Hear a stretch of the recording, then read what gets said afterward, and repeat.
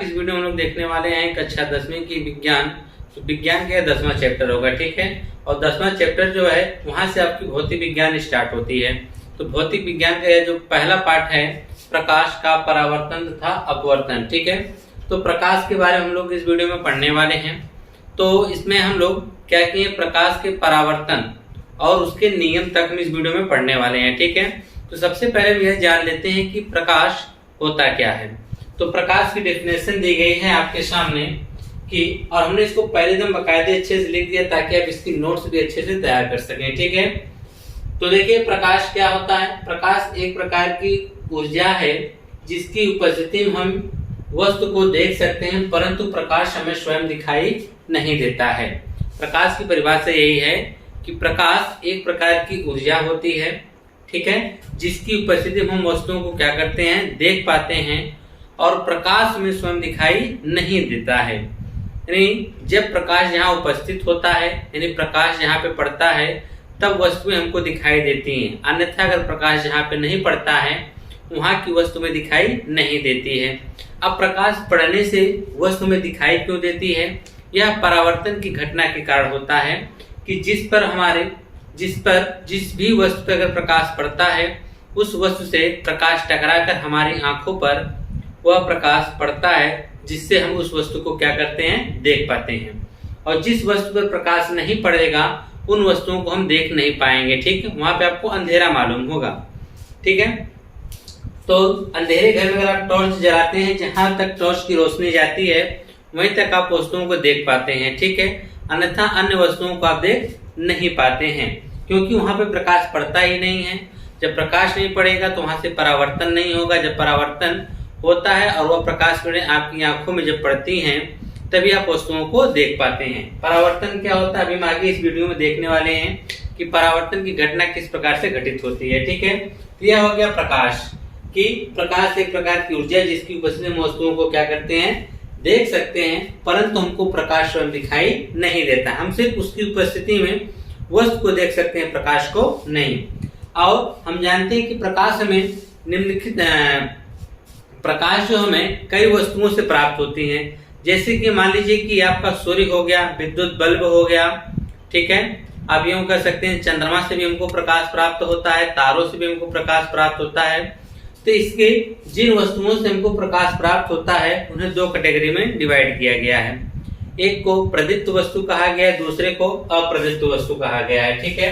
तो प्रदीप्त और अप्रदीप्त। प्रदीप्त वस्तुएं क्या होती हैं कि ऐसी वस्तुएं जो स्वतः प्रकाश उत्पन्न करती हैं, प्रदीप्त वस्तुएं कहलाती हैं, ठीक है। जैसे सूर्य, विद्युत बल्ब। प्रदीप्त वस्तु का मतलब जिनके पास अपना खुद का प्रकाश हो, उन्हें हम प्रदीप्त वस्तुएं कहते हैं। जैसे कि सूर्य कह दिया गया, सूर्य के पास अपना खुद का प्रकाश है। तारा हो गया, उसके पास भी अपना खुद का प्रकाश है। विद्युत बल्ब हो गया, उसके पास भी अपना खुद का प्रकाश है, ठीक है। यानी जो वस्तु के पास, जिन वस्तुओं के पास अपना खुद का प्रकाश हो, या आप यूं कर सकते हैं जैसे यहाँ पे लिखा गया है कि जो ऐसी वस्तु जो स्वतः प्रकाश उत्पन्न करती है, यानी वो खुद प्रकाश उत्पन्न कर रही है, ठीक है, वे सब क्या कहलाती है, प्रदीप्त वस्तुएं कहलाती हैं। और अप्रदीप्त वस्तुएं क्या होती हैं, कहा गया है कि वे वस्तुएं जो स्वतः प्रकाश उत्पन्न नहीं करती, यानी वे वस्तु जो स्वतः प्रकाश उत्पन्न नहीं करती, अपितु प्रदीप्त वस्तुओं के प्रकाश के आपतित होने पर दिखाई देती हैं, अप्रदीप्त वस्तुएं कहलाती हैं। अप्रदीप्त वस्तु कहलाती है, जैसे चंद्रमा, मेघ आदि दिया गया है।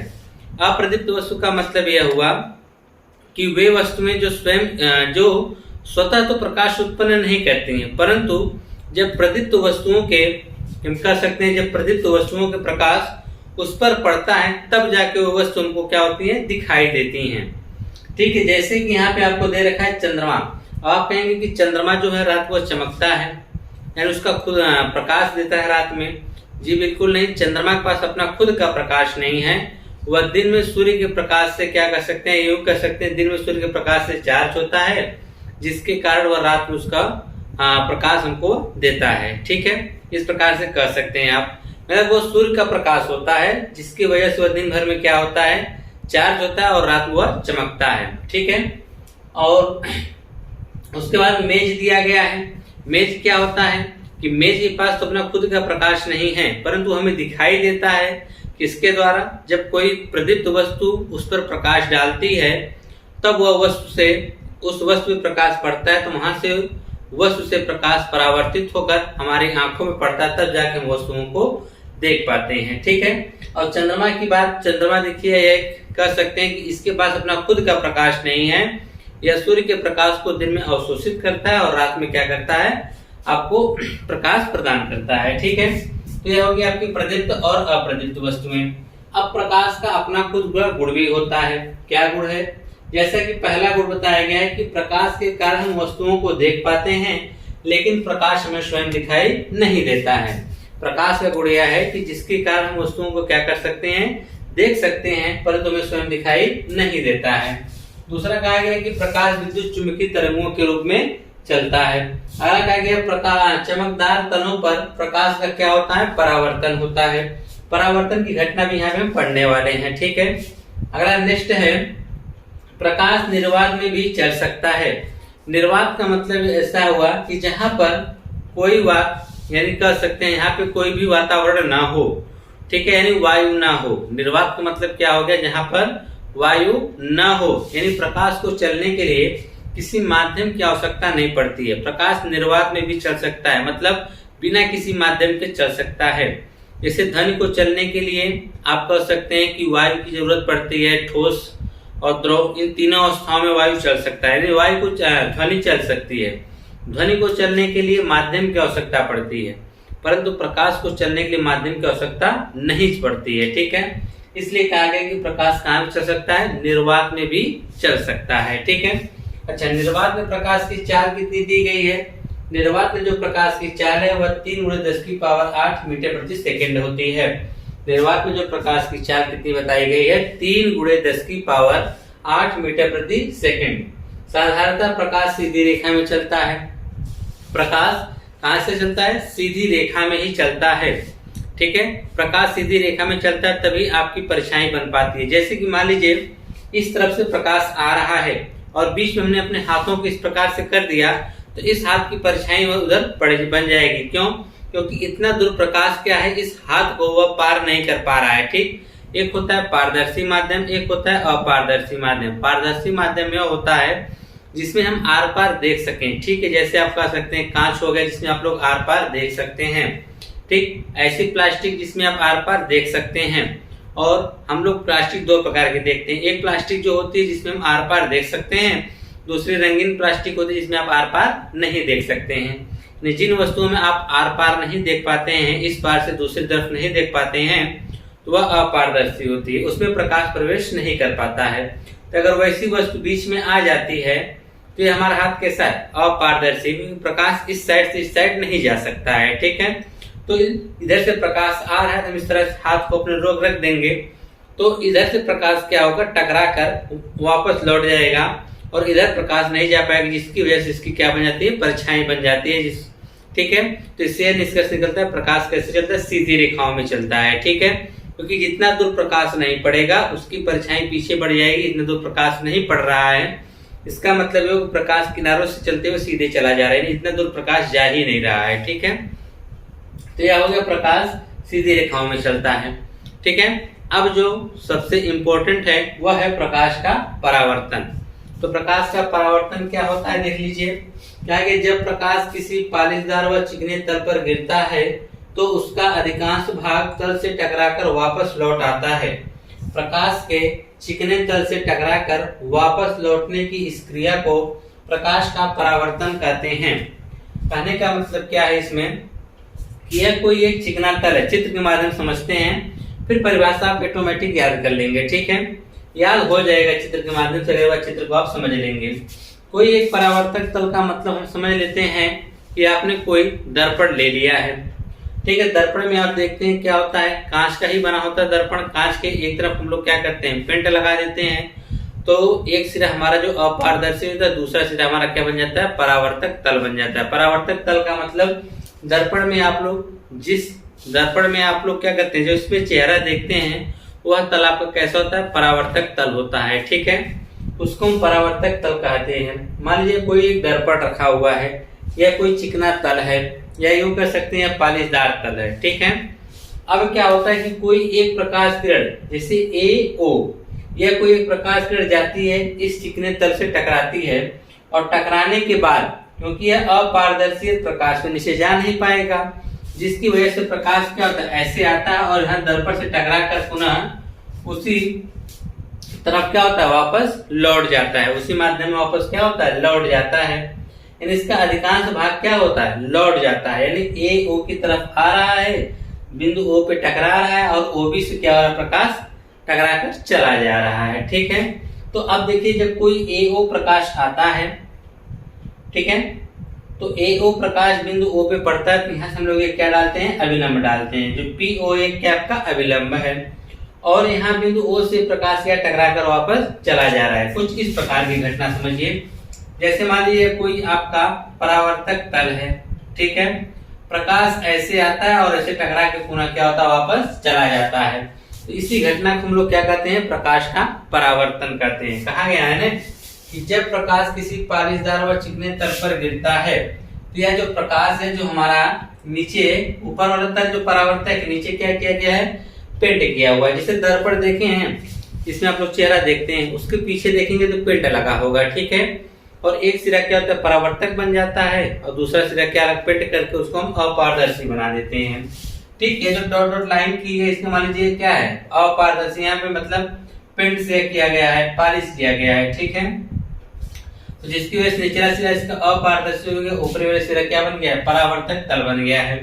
अब कोई प्रकाश ऐसे आता है दर्पण से परावर्तक तल से टकराकर पुनः उसी दिशा में क्या करता है वापस लौट जाता है, तो इसी घटना को हम लोग क्या कहते हैं प्रकाश का परावर्तन कहते हैं। कहा गया है गिरता है तो उसका अधिकांश भाग तल से टकराकर वापस लौट आता है, मतलब इधर ही से जा रहा है ऊपर से ही और ऊपर से क्या करता है लौट जाता है, तो प्रकाश के चिकने तल से टकराकर वापस लौटने की इस क्रिया को प्रकाश का परावर्तन कहते हैं।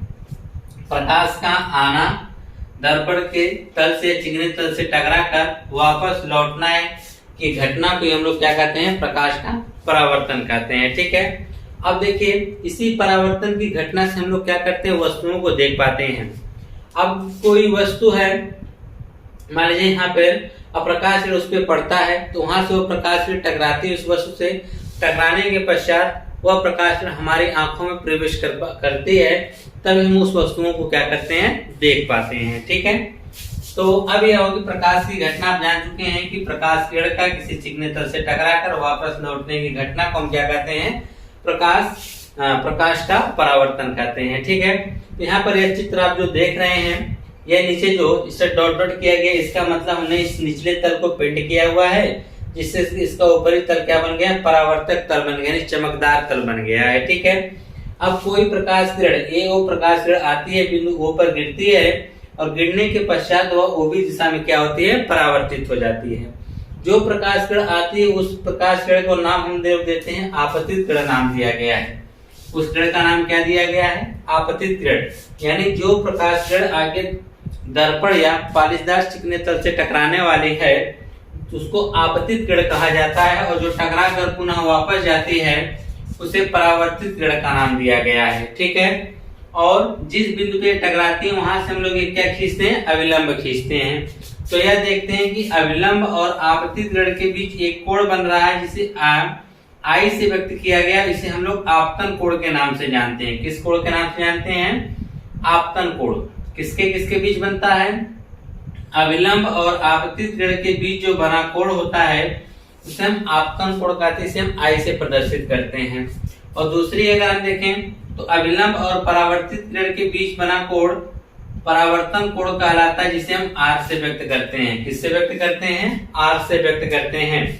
ठीक है, और यह दोनों कोण आपस में क्या होते हैं बराबर होते हैं, I बराबर क्या होता है R होता है। ठीक है, तो इससे जितने पे प्रकाश किरणें आती हैं दर्पण से टकराती है उतने कोण पे क्या होती है वह परावर्तित हो जाती है। तो प्रकाश का परावर्तन एक बार और देख लीजिए, कहेंगे कि जब कोई प्रकाश किसी चिकने तल से टकराती है टकराने के पश्चात वापस लौट जाती है। ठीक है, दर्पण से टकराकर वापस लौट जाती है, इस घटना को हम लोग क्या कहते हैं प्रकाश का परावर्तन कहते हैं। आने वाली प्रकाश किरण को हम लोग आपतित किरण कहते हैं तथा दर्पण से टकराकर जाने वाली किरण को हम लोग क्या कहते हैं, परावर्तित किरण कहा जाता है। ठीक है, और जिस बिंदु पे टकराते हैं वहां से क्या किया जाता है, अभिलंब खींच दिया जाता है। तो अभिलंब और आपतित किरण के बीच बनने वाला कोण आपतन कोण कहलाता है, इसे आई से प्रदर्शित करते हैं। फिर कहेंगे अभिलंब तथा परावर्तित किरण के बीच बनने वाले कोण को हम परावर्तन कोण कहते हैं, इसे हम आर से व्यक्त करते हैं। ठीक है, तो यह हो गया परावर्तन के नियम। और हाँ, यहाँ पर जो आपतित किरण, परावर्तित किरण और अभिलंब जिस बिंदु पर मिलते हैं उसे हम कौन सा बिंदु कहते हैं, आपतन बिंदु कहा जाता है। ठीक है, अब आती है बात परावर्तन के नियम क्या है। तो परावर्तन के दो नियम हैं। परावर्तन के कितने नियम हैं, दो नियम हैं। पहला नियम क्या है कि आपतित किरण, परावर्तित किरण तथा अभिलंब तीनों एक ही तल में होते हैं, जिसे हम क्या कहते हैं, आपतन तल कहा जाता है। और जिस बिंदु पर मिलते हैं उसे हम आपतन बिंदु कहते हैं। फिर सुन लीजिए, इसको भी लिख लीजिएगा। क्या कहेंगे कि आपतित किरण, परावर्तित किरण तथा अभिलंब, ठीक है, तीनों कह सकते हैं, तीनों बिंदु जिस बिंदु पर मिलते हैं उसे हम आपतन बिंदु कहते हैं। क्या क्या कि आपतित किरण, परावर्तित किरण तथा अभिलंब जिस बिंदु पर मिलते हैं उसे हम क्या कहते हैं, आपतन बिंदु कहते हैं। पहला नियम हो गया। दूसरा नियम क्या कहेंगे कि आपतन कोण आई परावर्तन कोण आर के क्या होता है, बराबर होता है। क्या कहेंगे, आपतन कोण आई परावर्तन कोण आर के सदैव क्या होता है, बराबर होता है। ठीक है, जब भी परावर्तन की घटना होगी तो आपतन कोण परावर्तन कोण के क्या होगा, बराबर होगा। परावर्तन के नियम क्या है, फिर से सुन लीजिए और इसको नोट कर लीजिए आप लोग। ठीक है, क्या कहेंगे, आपतित किरण जो आ रही है किरण, इसे आपतित किरण कहेंगे। आपतित किरण, परावर्तित किरण तथा अभिलंब तीनों एक ही बिंदु पर मिलते हैं और उस बिंदु को हम लोग क्या कहते हैं, आपतन बिंदु कहते हैं। दूसरा नियम, आपतन कोण आई परावर्तन कोण आर के क्या होता है, बराबर होता है। ठीक है, तो यह थी आपकी परावर्तन की घटना। ठीक है, तो आपने क्या देखा, प्रकाश, फिर प्रदीप्त और अप्रदीप्त वस्तु में देखा। ठीक है, फिर प्रकाश के गुण आपने देखा, प्रकाश का परावर्तन, प्रकाश के परावर्तन के नियम। ठीक है, इसी तरह हम नेक्स्ट वीडियो में आपसे मिलेंगे। प्रतिबिंब